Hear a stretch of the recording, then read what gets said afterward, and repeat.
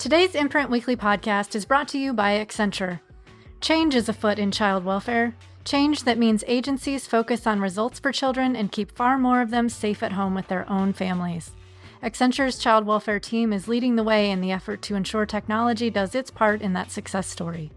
Accenture offers cutting-edge case management tools that ensure agencies can see insights that drive decision-making and caseworkers have information they need at their fingertips. Together, these tools help agencies stay laser-focused, reinventing child welfare into a source of strength for families when they need it. For more information, visit www.accenture.com/childwelfare. Hello and welcome to the Imprint Weekly Podcast. I'm John Kelly, Senior Editor of the Imprint, a daily news site covering child welfare and youth justice around the country. You can read all of our coverage at imprintnews.org or check us out on Facebook or Twitter at the Imprint News. You can sign up on our homepage for our free weekly and monthly newsletters and for professionals in child welfare and youth justice. Subscribe to our Youth Services Insider section for a closer look at news on business, policy, and practice. The Imprint Weekly Podcast is also a member of the SafeCamp audio network. Check out our show page and all of SafeCamp's other great podcasts at safecampaudio.org on the web or at SafeCamp Audio on all social media. On this week's episode, we continue our summer of SafeCamp spotlights with Ivory Bennett, who recently launched Ivory Bennett, the podcast. Easy name to remember. It is also fortuitous timing to air this one now because Ivory has also joined our family here at Fostering Media Connections. She is our new program director for the Youth Voices Rising program. But for those who are not aware of what that does, we work with youth who have lived experience either with foster care or incarceration, juvenile justice experience, youth homelessness, or a combination of those things. And the core of the program is to work with them on their writing, whether it's an op-ed or a reflective piece. For those who want a little bit more of an in-depth experience learning about journalism, we have a youth voice contributor program. And that program has been developed over the last 3 years by Raquel Wilson. And I'm so excited to see where Ivory takes it now. Before we get to Ivory, let's go through some recent headlines. And I do apologize if the audio is not up to our usual par experience. This week, I'm recording from my Airbnb in Minneapolis, where I am because I was attending the conference of the National Association of Counsel for Children, which had some really great panel sessions I checked out. Did a couple of live podcast interviews that you'll hear shortly. Also met with some of our folks in Minnesota, including our new reporter here, Alex Perez. Stay tuned for some great stuff out of him. Actually, like I said, I'm in my Airbnb doing the recording, but I actually got to outline this podcast while sitting at Wildflower Coffee, which employs young people either experiencing housing instability or youth homelessness, and just a wildly effusive plug for them. It's a great coffee shop with a great mission. So if you're ever in the Twin Cities, Wildflower Coffee, check it out. Okay, so let's start with two very different stories about legal rights and the pursuit of becoming a foster parent. First, we have an interesting settlement out of Pennsylvania involving the Federal Department of Health and Human Services Office for Civil Rights. But this agreement stems from a complaint that the Northumberland County Child Welfare Agency discouraged a woman from applying to become a foster parent based on her use of prescribed methadone to treat her substance use disorder. That is according to a voluntary resolution agreement in the case. The federal government said that the complaint also alleged the local child welfare agency denied the parent in question without conducting a thorough assessment of the woman's ability to successfully parent foster children. So they just out of hand as a result of her being on the medication-assisted treatment using methadone, rejected her pursuit of a foster care license. So this agreement, it's worth mentioning, covers specifically those medications used as treatment. Buprenorphine, methadone, naltrexone. It is not inclusive of illicit drugs, which would, active use of which would prevent you from becoming a foster parent under the agreement and pretty much anywhere. This is similar to a previous agreement that the feds came to with the state in 2020. The same federal office entered into a similar agreement with West Virginia after an aunt and uncle were denied the chance to adopt their nephew and niece due to one of the caregivers taking Suboxone to treat opioid use disorder. So that's now two instances where the federal government has stepped in to, assert that no, pursuing treatment for substance use disorder is just like any other instance in which you have a medical condition and you are getting treated for it. You can't hold that against the caregiver. So that was based on a complaint to a federal office. The other story relates to an actual federal lawsuit that was filed this month by Mike and Kitty Burke of Massachusetts, who alleged that the state violated their rights by denying them the ability to serve as foster parents because they would, and quoting from the lawsuit, would not be affirming to a child who identified as LGBTQIA. This is just from the lawsuit. Again, I'm going to read this section. As faithful Catholics, the Burkes believe that all children should be loved and supported, and they would never reject a child placed in their home. They also believe that children should not undergo procedures that attempt to change their God-given sex, and they uphold Catholic beliefs about marriage and sexuality.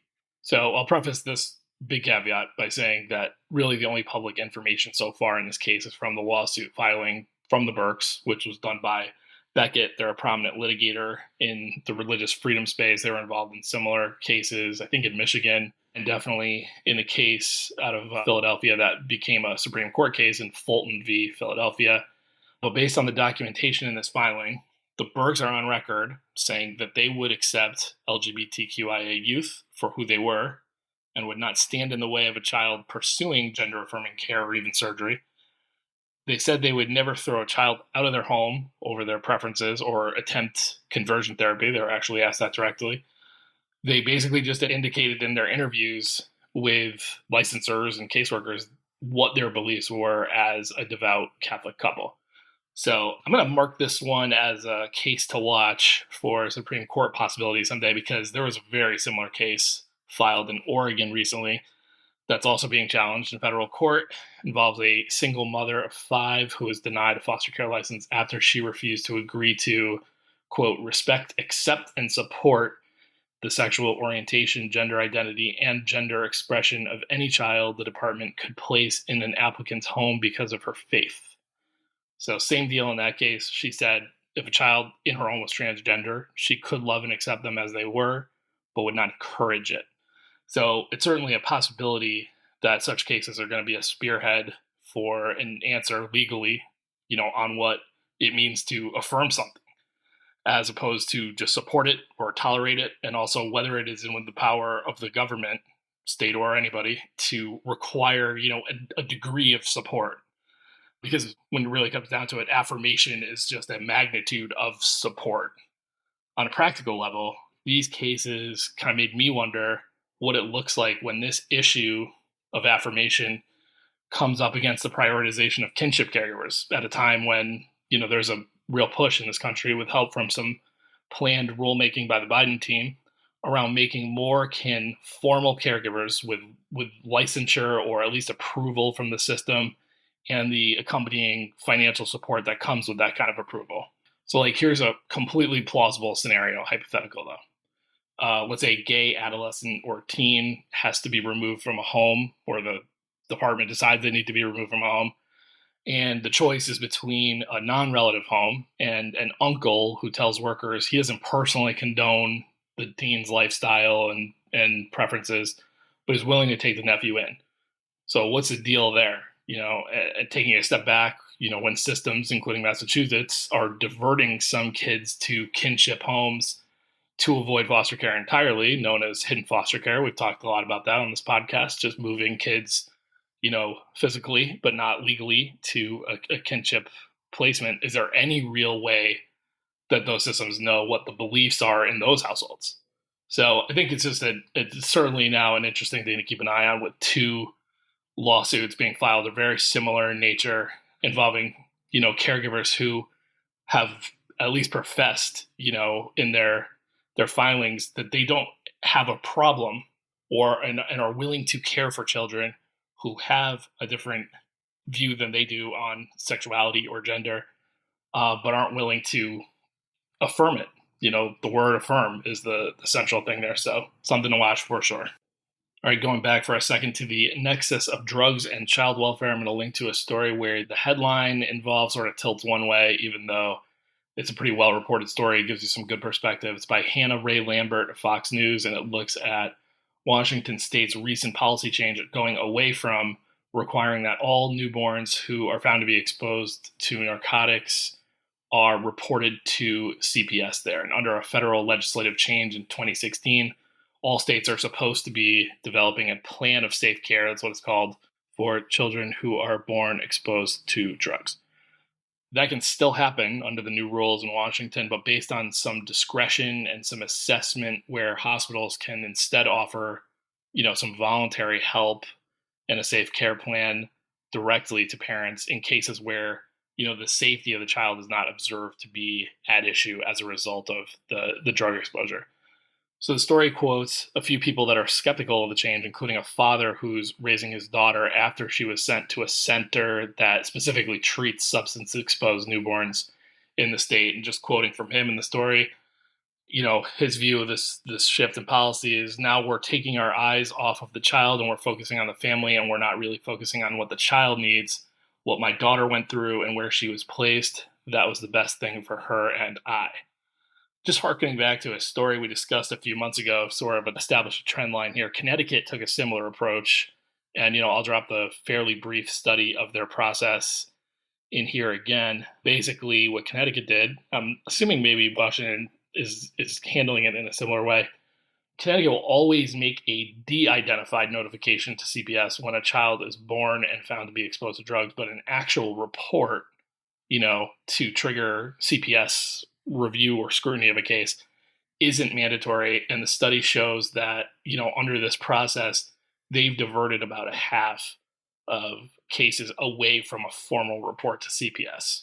All right, last thing for this week, and really just to brag on our reporting team at the Imprint a little bit to wrap things up, because it's journalism award season, and we are, or were, in the mix for a few of them. Farah Mina, who has headed off to a Fulbright scholarship. She was our reporter in Minnesota, got honorable mention at the Page One Awards for Best Young Journalist. Page One Awards are a well-known contest here in Minnesota, where I'm at right now, put together by the Society for Professional Journalists. So congrats to Farah, and we expect big things out of her coming out of her Fulbright, whether she gets into journalism again or not. Nell Bernstein, a great reporter who's been working with us on a series of stories about the end of California's state-run youth prisons. The series is called The Darkest Part of the Tunnel. That is a finalist for the Insight Award for Explanatory Journalism at the INN Nonprofit News Awards. And last but certainly not least, our national policy reporter, Michael Fitzgerald, is a finalist at the Online News Association Awards for his series, High Stakes Silent Systems, an investigation into how states handle the reproductive rights of foster youth. Speaking of which, Fitzgerald filed another story in that series last week, which I'll share with you guys in the show notes. It's a great profile about a coalition of former foster youth and current health professionals involved in what's called Texas Foster Youth Health Initiative.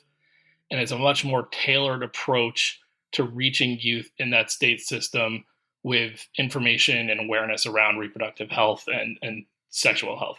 Just going to read from the story a bit, and this is an account of one member of this initiative, Zoe Jones-Walton, who, unrelated, wrote a great piece for us during that Texas ice storm a few years back about, how foster youth might experience something like that.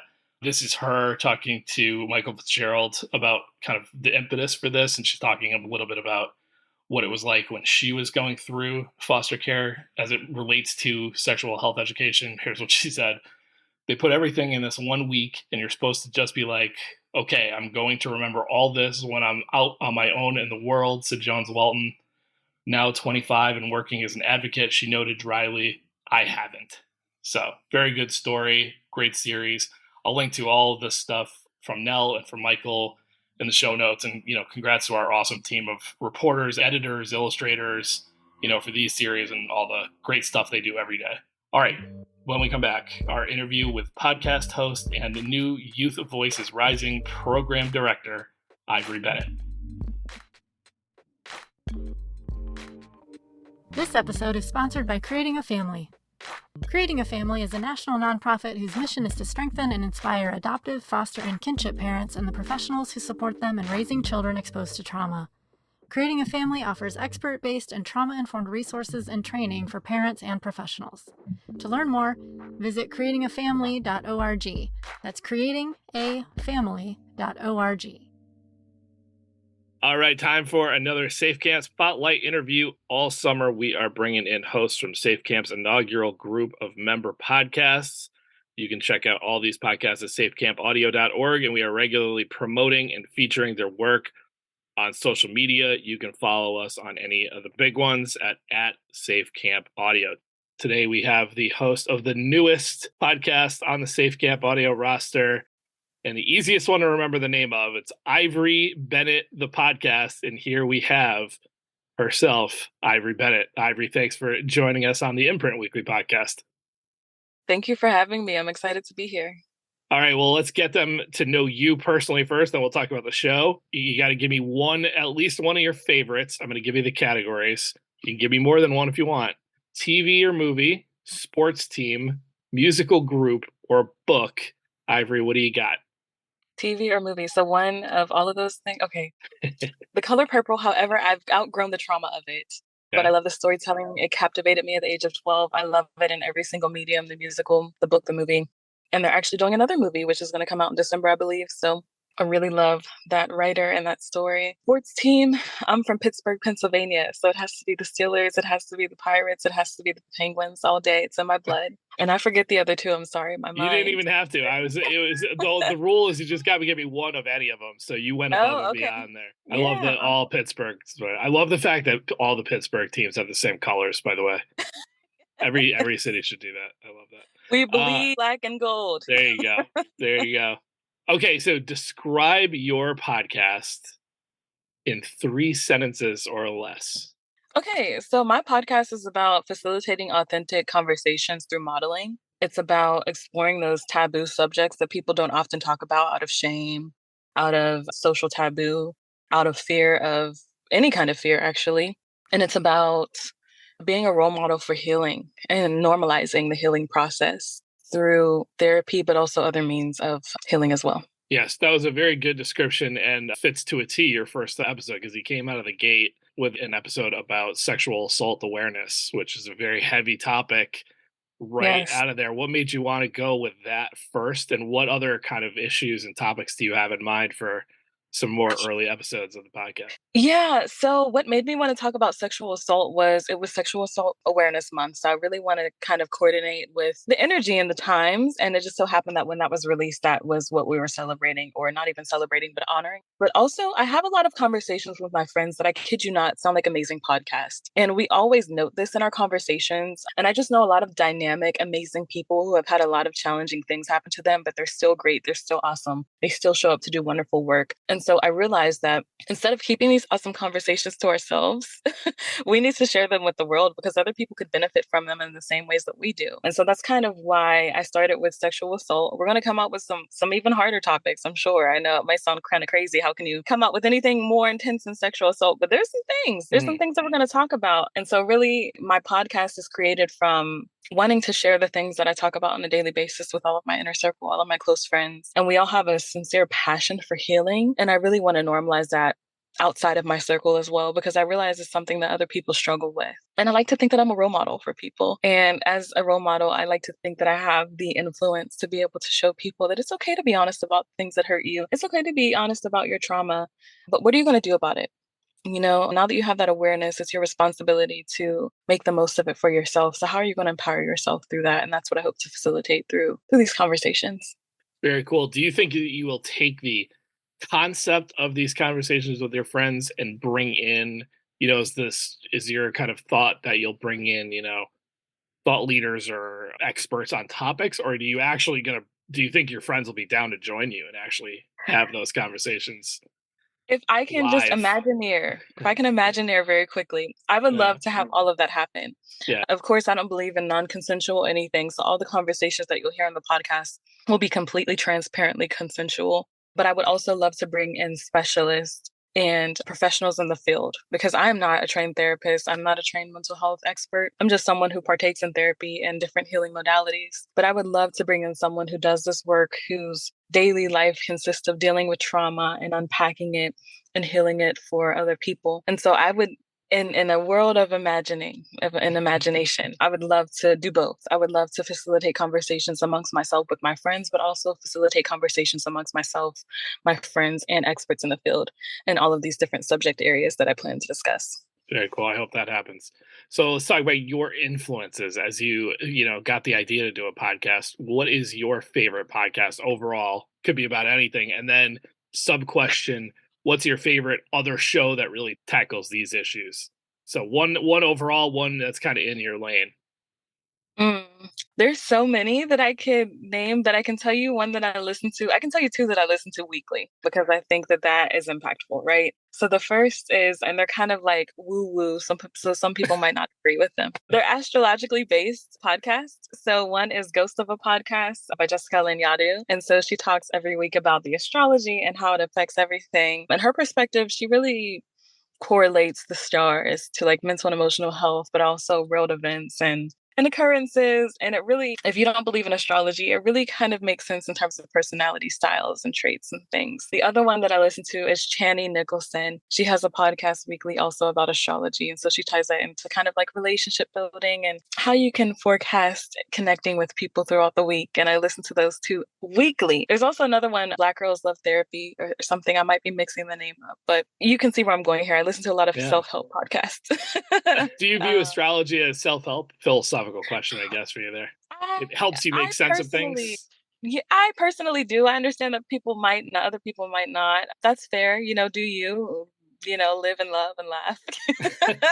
But I really do enjoy astrology outside of entertainment. I think it's helped me to understand a lot about myself. And I've gotten a lot of feedback that I show up in life in a way that exhibits a lot of self-understanding and self-realization and self-awareness. And so it's been one way that I've been able to cultivate that for myself. Again, other people might not, but that's fine. That's fair. I love that for y'all. Absolutely. So as you can tell just from hearing this brief conversation, Ivory's interests and fields of expertise and knowledge base go well beyond the constraints of what this show is generally about, child welfare and youth justice. But she does know a whole heck of a lot about child welfare. She's experienced it personally. She has worked with young people for years. So I'm just gonna ask you a big, wide, open-ended question to round this out here. What are you most optimistic about, and what concerns you the most about the state of child welfare at the moment? Ooh, this is a big question. I am most optimistic about the resources that youth impacted by care have access to. For example, when I was in care for 17 years. I graduated from college in 2014. At that time, foster youth were not getting full scholarships for school or getting major financial assistance for school. But in the last, I would say 16 years, I've seen that change. I've seen that become a normalized thing where foster youth or, college kids who are experiencing child welfare can go to school and can have it paid for through the state and can get all kind of resources, housing, food, stipends to help with the cost of higher education and everything that brings. So I'm most optimistic about the accessibility of resources and the agency of youth impacted by care to utilize those resources. The second question, one of my biggest concerns or fears or worries. Yeah, what are you most concerned about at the moment in terms of where the child welfare system is today? I am most concerned about us putting youth impacted by care into boxes. There's not only one way to success. There's not only one way to healing. There's not only one way to overcoming the trauma of being in child welfare. And I'm concerned that these narratives that we create, the people who we pick to put on platforms and to speak as national representatives of child welfare experiences, represent a very specific demographic of people, a very specific idea of success. And I would like to normalize that there is an expansiveness to success. There's an expansiveness to overcoming and to rising above adversity. And so I get concerned when I see only one type or two types or three types, the archetypes of the national representatives of people who were in care or are in care. And I would really love to hold space for and create seats at the table for those who don't fit those archetypes. And so really more, it's like there are different types of young people with different interests and pursuits, and subjugating some of those archetypes below the others is the issue, right? Right. I mean, I've seen, since the age I've been advocating for about 16, going on 17 years now. I started at the age of about 16 when I entered independent living.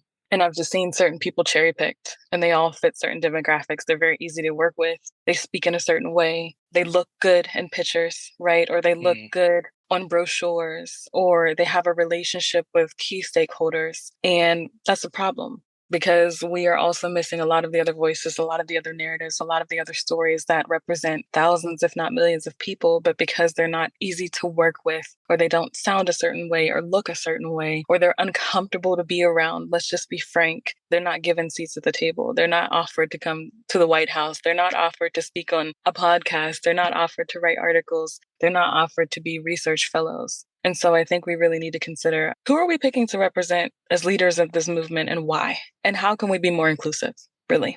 Well, but Ivory Bennett is the name. Ivory Bennett, the podcast, is the name of the podcast. Go check her out on safecampaudio.org. One episode in, many more to come. Can't wait to see what we do with it. Ivory Bennett, thanks for joining us on the Imprint Weekly Podcast. Thank you. Thanks to Ivory Bennett, Youth Voice's rising director and podcast host, for joining us today. The Imprint Weekly Podcast is a production of the SafeCamp Audio Network, which is a division of Fostering Media Connections. Please visit safecampaudio.org on the web, or SafeCamp Audio on all major social media.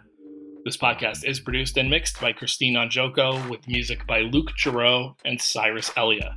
If you enjoyed this episode, we would love it if you consider subscribing or giving us a 5-star rating on Apple, Spotify, or wherever you download your podcasts. And we'd really appreciate if you would consider supporting our work here on the podcast and in print. Small donations from our listeners and readers go a long way towards helping us grow and cover more great stories in child welfare and youth justice. To support us, it is super easy. Just visit imprintnews.org/donate. You can follow The Imprint on Twitter and Facebook by searching the handle @TheImprintNews, and visit us on the web at imprintnews.org. You can always get us on email at tips@imprintnews.org. I'm John Kelly, and we'll see you next week.